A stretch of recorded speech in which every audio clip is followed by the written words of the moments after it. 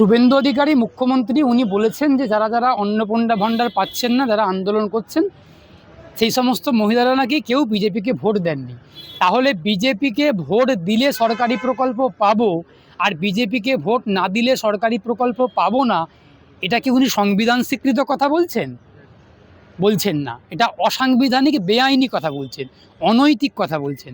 আমি ওই জন্যই বলেছিলাম যে শুভেন্দু অধিকারীর মুখ্যমন্ত্রী হওয়ার মতো যোগ্যতা, মেধা ওনার মধ্যে নেই, থাকলে উনি কথা বলতে পারতেন না। তো সেসব মানুষের ত্যাগ দিচ্ছে। সুতরাং যারা অন্নপূর্ণা ভাণ্ডারের জন্য প্রতিবাদ করছেন, আন্দোলন করছেন, তাদের পাওয়ার যোগ্যতা আছে। সরকারি প্রকল্প পশ্চিমবঙ্গের প্রত্যেকটা মানুষের পাওয়ার অধিকার আছে, যদি সরকারি নির্দেশিকার মধ্যে যোগ্যতা মান্যতা পাই। যেই যোগ্যতা, যেই ক্রাইটেরিয়া সরকার নোটিফিকেশনে দিয়েছে, সেই যোগ্যতা যদি আমি মান্যতার মধ্যে পাই, তাহলে আমি যোগ্য।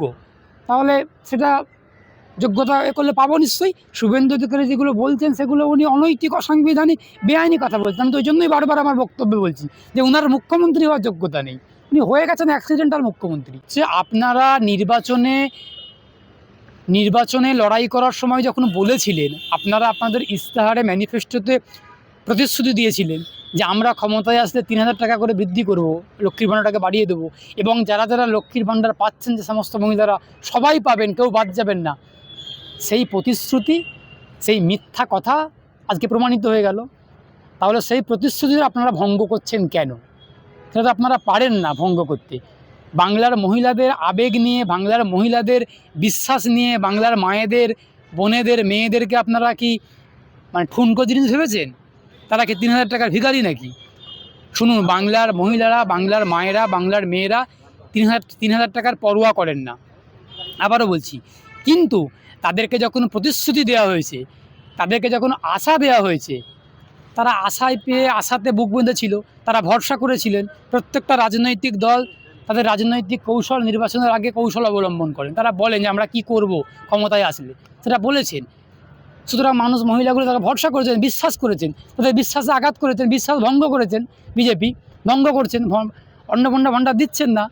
আর এখনও পর্যন্ত এই কথা তো সত্য, গ্রামগঞ্জের, কারণ অনেক মহিলা, অধিকাংশ মহিলারা এই টাকার প্রতি নির্ভরশীল। এই টাকা নিয়ে অনেকেই অনেক কিছু করেন, অনেক কিছু করছেন। কেউ বাচ্চা ছেলে মেয়ের টিউশন ফিস দিচ্ছেন, টিউশন পড়াচ্ছেন। সুতরাং এগুলো তো বিজেপি অন্যায় করছেন। এই অন্যায়ের বিরুদ্ধেই মানুষ জবাব দিবে আগামী দিনে। বিজেপির মেয়াদ বেশি দিন না। ক্ষমতার অহংকার, ক্ষমতার দম্ভ বেশি দিন থাকতে পারে না। ক্ষমতা একক সংখ্যাগরিষ্ঠতা পেয়েছে, মানুষের রায় পেয়েছে, মানুষের ম্যান্ডেট পেয়েছে, মানুষের সমর্থন পেয়েছে, 208টা বিধানসভা কেন্দ্রে জিতেছে। তার মানে আমি পায়ে করে বাচ্চার দুধ গরম হচ্ছে, সেটাকে ঠিলে ফেলে দেব, মানুষের বাড়িগুলোকে বুলডোজার নিয়ে গিয়ে ভেঙে দেব, হকারগুলোকে উচ্ছেদ করব, মা বোনেদেরকে গ্রেপ্তার করব, সাংবাদিকদের কণ্ঠকে কেড়ে নেব, মামলা করব, আন্দোলনকারীদেরকে পেটাবো, ছাত্রদেরকে পেটাবো, কৃষকদেরকে পেটাবো। এই ক্ষমতার দম্ভ বেশি দিন থাকতে পারে না।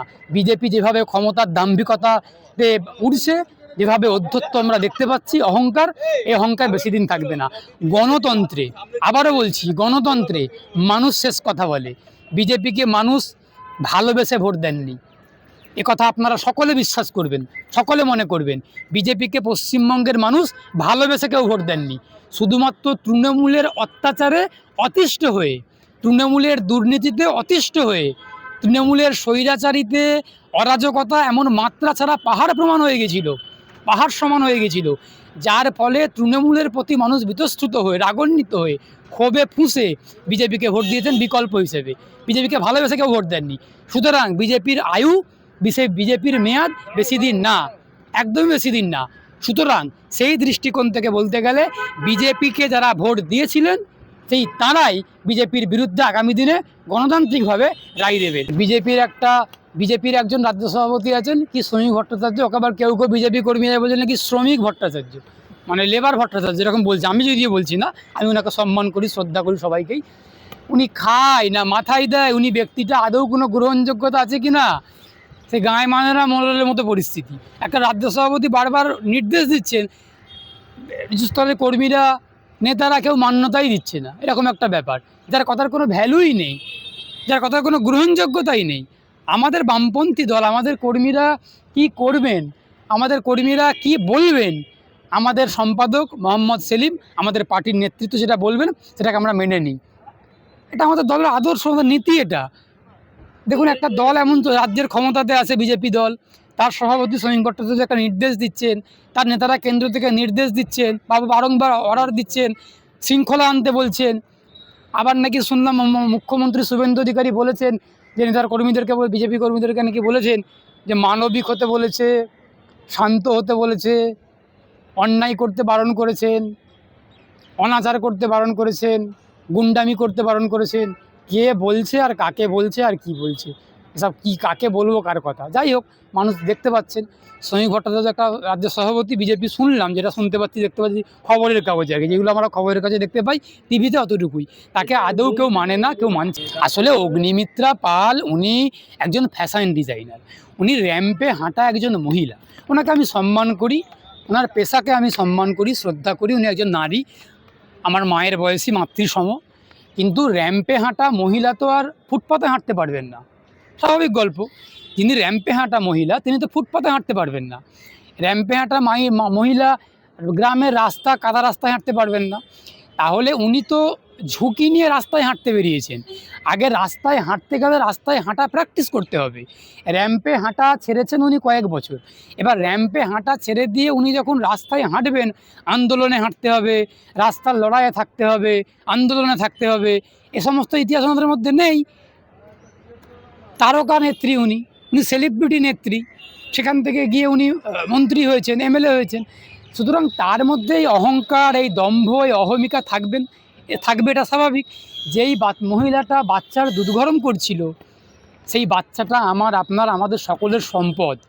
সেই ফুটপাতের ফোটানো দুধ খেয়ে ওই বাচ্চাটাও আগামী দিনে দেশের প্রধানমন্ত্রী হতে পারে, দেশের প্রধান বিচারপতি হতে পারেন, বিজ্ঞানী হতে পারেন, হয়তো হতে পারেন। তখন আমরা মুখটা কোথায় দেখাবো, আমাদের এই কলঙ্কিত মুখ?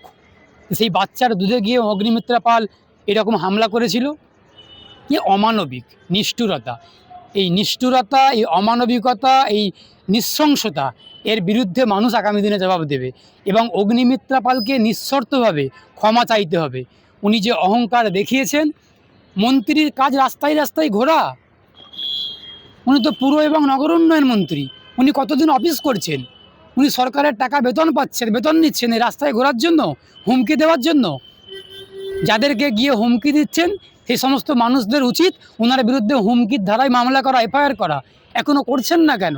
আমি অ্যাডভোকেট এসকে বাবুল, আমি পরামর্শ দিচ্ছি, যাদেরকে গিয়ে অগ্নিমিত্রা পালের সমস্তগুলো করবেন, তারা জোট বেঁধে থানাতে গিয়ে অগ্নিমিত্রা পালের বিরুদ্ধে এফআইআর করুন, অভিযোগ দায়ের করুন, মামলা করুন। এটা তো মন্ত্রীর কাজ না। মন্ত্রীর কাজ আমলাদেরকে নির্দেশ দেওয়া, আমলারা সেটা বাস্তবায়িত করবে, আইন প্রয়োগ করবে, আইন মেনে, সংবিধান মেনে। অগ্নিমিত্রা পাল রাস্তায় রাস্তায় গিয়ে ঘুরে বেড়াচ্ছেন, এখানে ওখানে ঘুরছেন, হুমকি দিচ্ছেন, ফুটপাতে ঘুরছেন। কার দুধ গরম হচ্ছে সেটা দেখছে, তাকে ফেলে দিচ্ছে। কার প্যান্ট ঝোলানো আছে, শুকাচ্ছে রোদেতে, সেই প্যান্ট খুলে ফেলে দিচ্ছেন। কার ঝাড়ু লাঠি সোটা ফেলে দিচ্ছেন। এই সমস্তগুলো করছেন। মন্ত্রীর কাজ তো এগুলো না। এই জন্য তো মানুষ ওনাকে মন্ত্রী বানাননি। আপনারা কলকাতাকে ভালোবাসেন না, এই জন্য উনি তো কলকাতাকে ভালোবাসে, কলকাতাকে পরিষ্কার করছে। কলকাতাকে ভালোবাসলে কলকাতার যারা গরিব প্রান্তিক মানুষগুলো রয়েছে, সেই মানুষগুলোর মাথাতে ছাদের ব্যবস্থা করতে হবে, তাদের হাতে কাজের ব্যবস্থা করতে হবে, তাদের পেটে দুবেলা দুমুঠো ভাতের ব্যবস্থা করতে হবে, তাদের ছেলে মেয়েগুলোর শিক্ষার ব্যবস্থা করতে হবে। আমরা এখনও আর্থসামাজিকভাবে অনেক পিছিয়ে পড়া একটা রাজ্য, একটা পিছিয়ে পড়া একটা দেশ। অর্থনৈতিকভাবে আমাদের দেশের কোটি কোটি মানুষ দুবেলা খেতে পান না, হাতে কাজ নেই, মাথার ওপর ছাদ নেই। আর সেইখানে দাঁড়িয়ে অগ্নিমিত্রা পালেরা বলছেন আদানি আম্বানিরা রাস্তা দিয়ে হাঁটবে, পার্ক স্ট্রিটের রাস্তা দিয়ে যাবে, আর সেখানে গিয়ে ফুটপাতের গরিবগুলোকে দেখতে পাওয়া যাবে, তারা আদানি আম্বানিরা আসবে। সুতরাং আদানি আম্বানিদের কাছে ভালো হতে হবে, আদানি আম্বানিদের কাছে রাস্তাগুলোকে মসৃণ করে দিতে হবে, গরিবগুলোকে হাঁটিয়ে দিতে হবে। আমেরিকার কাছে ভালো হতে হবে, ডোনাল্ড ট্রাম্প বন্ধু নরেন্দ্র মোদীর, সেই বন্ধুর কাছে ভালো হতে হবে। যার জন্য অগ্নিমিত্রা পালেরা, বিজেপি এই সমস্তগুলো করছেন। মানুষ সব প্রত্যক্ষ করছেন, মানুষ সব কিছু দেখছেন। এই অহংকার, এই দম্ভ বিজেপির বিরুদ্ধে মানুষ গণতান্ত্রিকভাবে উত্তর দেবে। আমরা আইনজীবীরা সর্বত্রভাবে এই নিপীড়িত, শোষিত, অত্যাচারিতা মানুষের পাশে আমরা আছি এবং আগামী দিনেও থাকবো।